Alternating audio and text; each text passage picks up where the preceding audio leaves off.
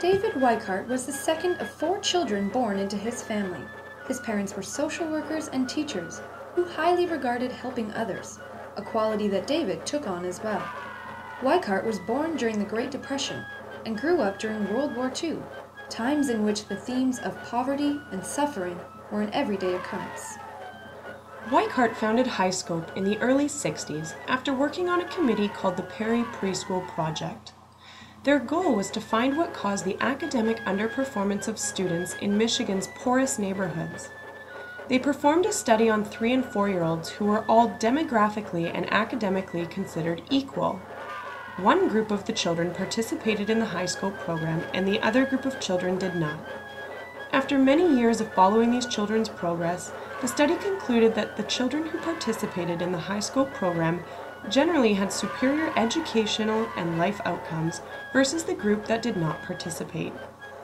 The children who participated in the HighScope program completed an average of almost 1 full year more of schooling, spent an average of 1.3 fewer years in special education services, were 44% more likely to graduate high school, were less likely to become pregnant in their teens or out of wedlock, were 46% less likely to have served time in jail, had a 33% lower arrest rate for violent crimes, earned an average of 42% higher monthly income, and were 26% less likely to have received government assistance. Overall, a study documented a return to society of more than $13 for every tax dollar invested in the early care and education program. Oh, that Jenny, she's a hoot. I know, oh, gosh. She loves her sand. Oh, hi there. Oh, didn't see you sitting there. You know, we were just talking about the HighScope program for early childhood education. Say, would you like to join us? Oh, I'm so glad. I'm shedding. In case you hadn't heard, our dear David Weikart created the HighScope program to improve the academic and personal success of youngsters. It was so successful with the underprivileged children that it spread like wildfire, and it now can be seen in nearly every early childhood education program. It sure can, Candace. It sure can. Yeah, it's great. Here at HighScope, we have 5 key principles that we implement with the children. Let's start with active learning. We believe that children learn through hands-on experiences. Through hands-on learning, children can construct their own knowledge about the world. Jean Piaget, anyone? Wink, wink, nudge, nudge. Next up is the importance of adult-child interaction. We believe the child's learning is supported by shared control between the adult and child, as well as adult participation in the children's play. Alright, another important principle here at HighScope is the learning environment. We divide the classroom into well-defined areas. These areas typically include the house area, the art area, the block area, as well as other areas that reflect the children's interests. Like the sand area. Another key principle here at HighScope is our daily routine. We like the children to have a consistent sequence of events in the classroom, so they always know what to expect. The daily routine in a HighScope classroom includes Plan, Do, Review time, where children can first plan what activity they would like to do and whom they would like to do it with. Then the children go and do their planned activity. Afterwards, the children come back and review what they have done. Small group times, where 6 to 8 children work with the materials an adult has chosen for them in any way they like, while the adult observes and supports their play. Large group time, where all of the children and adults come together for music, movement, and storytelling, often referred to as circle time. Outside time. We think this one is pretty self-explanatory. They get free time outside. Transition times. These are the little tidbits in between the aforementioned times. Transitions include arrival times, departure times, and cleaning up of materials. And finally, eating and resting times, where, not surprisingly, children get to eat and rest. Finally, the last key principle of the high scope curriculum is continuous assessment, where we perform daily observations of the children to gain an understanding of where they're at developmentally and plan their curriculum according to their interests and abilities.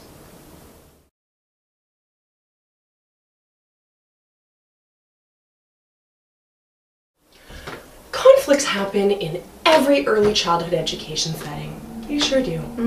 And we here at High Scope, we have a very clear 6-step process that we use for conflict resolution. You know, we happened to catch a conflict in motion the other day. We did. Which is a prime example of this process. Yeah. Let's take a look. Okay. Oh, it's mine! I want it! No!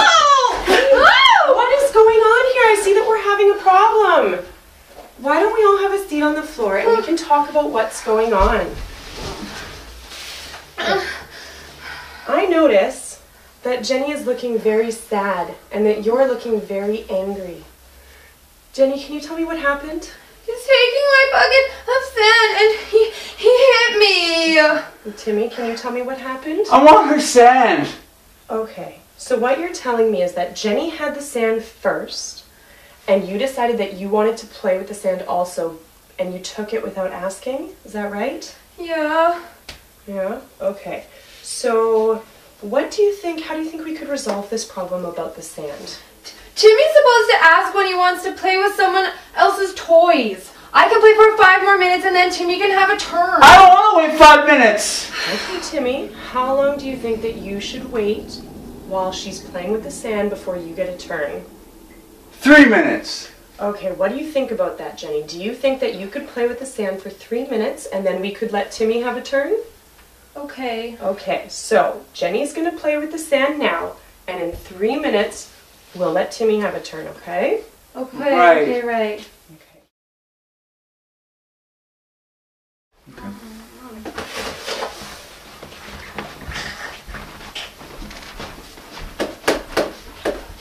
All right, Jenny, it's been 3 minutes since we've talked. Do you think that Timmy can have his turn now? Okay, here. Thank you. There we go. Thank you. Have fun!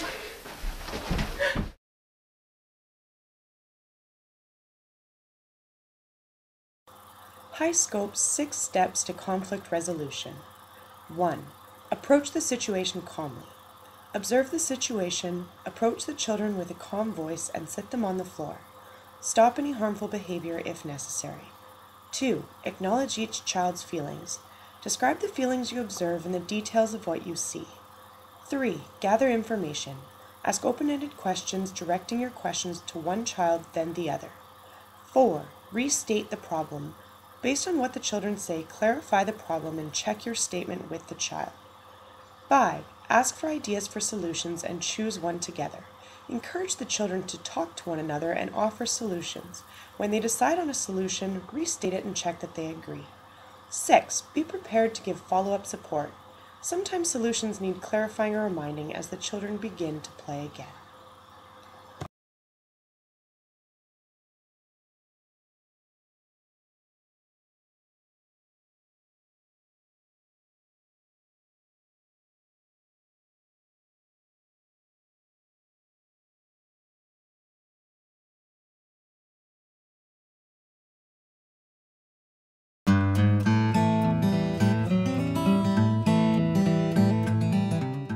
In case you hadn't heard, our dear David Whitehart, his name's not Whitehart. No, it sure isn't, Candace.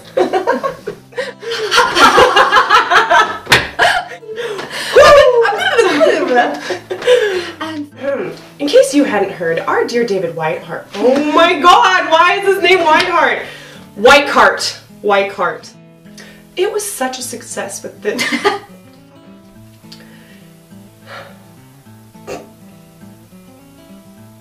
Okay. It's gonna be okay. I know. Okay. I was just joshing. Finally, the last key principle of the High Scope program is continuous assessment, where we perform daily observations of the children to gain an understanding of where they're at developmentally.